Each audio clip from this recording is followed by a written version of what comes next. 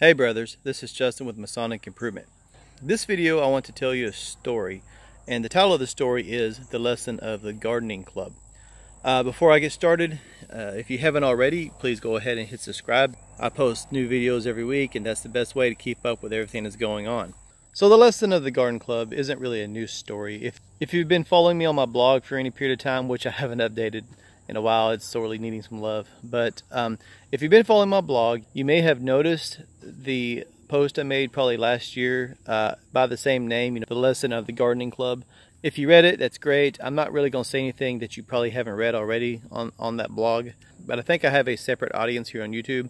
So I'm just going to go ahead and just share that for y'all.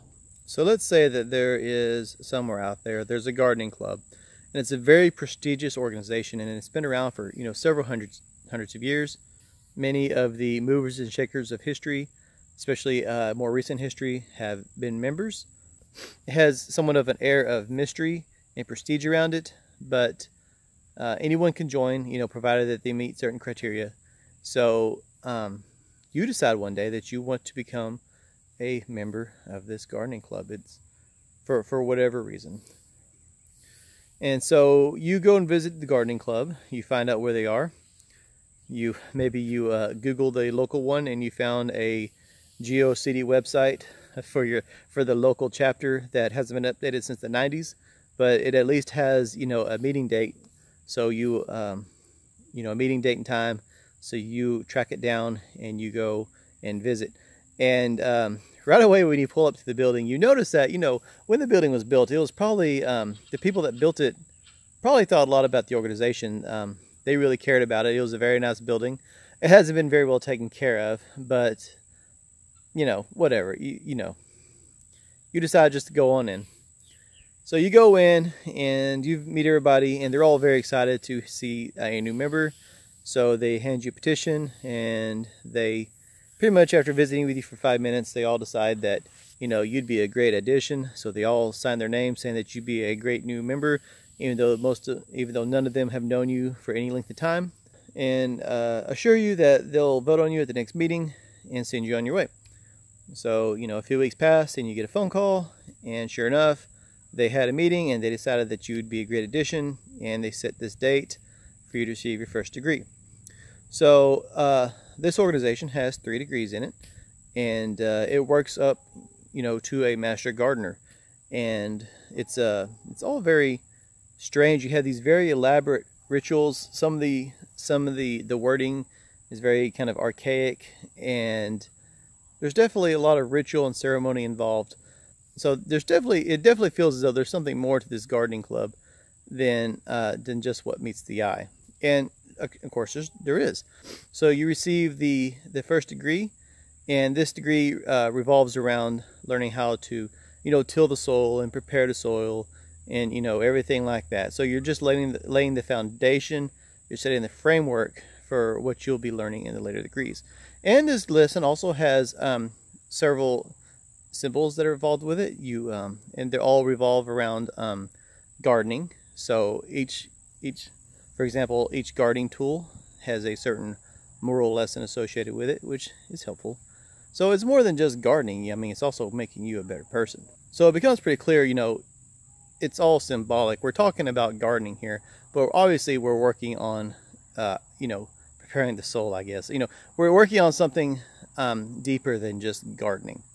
So you find out that there's a certain amount of work that has to be done every degree to pass to the next degree, and you are assigned a mentor, and this mentor teaches you the memory work that's associated with each lesson. Now you don't actually do any work.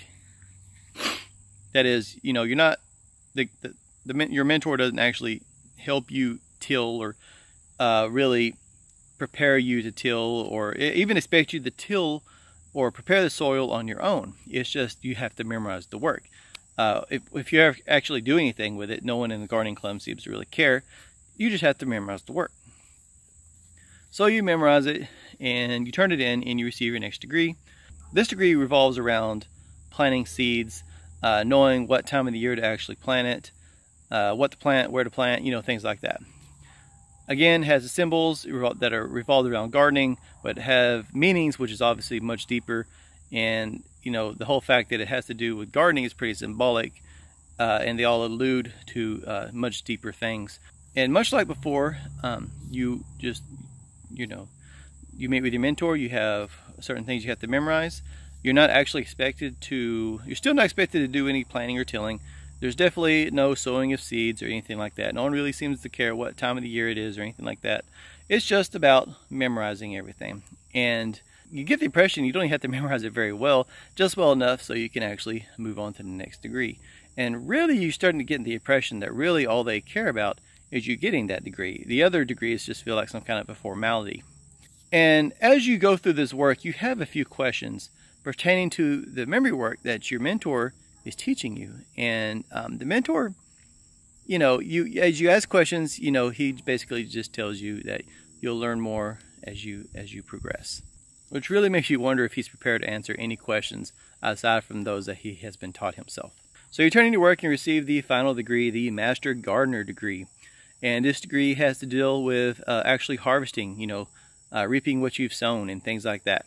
It's really a lot like the other two. It's a really nice degree, but you still have the symbols, a separate set of symbols that you have to learn, which all of course have deeper meanings, and the questions and answers just like before.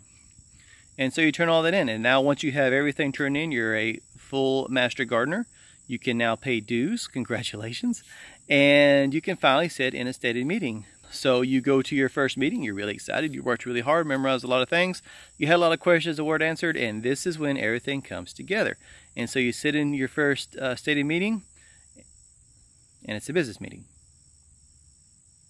That's all. It's a business meeting. Let's see, what do? They read the minutes. They spend a long time reading the minutes. They spend a much longer time talking about communications from the Grand Gardening Club. And then they spend 15 or 20 minutes talking about a fundraiser or arguing about something that's really very mundane that a committee should be able to handle. And then they close. And that's it. So you hang up your apron and you think to yourself, maybe it was just a bad meeting. I mean, it was a bad meeting, but maybe it's just something unusual about this meeting. Maybe the next one will be much better. So you, like a good little gardener, you come to the next meeting, and it's the same thing. It's just another business meeting. And this continues for a few months, maybe 4 or 5 months. And then for whatever reason, you decide to skip a month. No one calls you. No one asks how you were, you know, no one calls to check on you. No one seems to really notice that you're gone. And so you felt bad about it at first, but you know, no one seemed to really mind. So you don't come to the next meeting. And this continues for several months, and then before you know it, it turns into years. And the only time you hear from the lodge or the Grand Gardening Club is when they want some kind of money. Either it be that dues or some kind of donation. That's the only time you hear from them.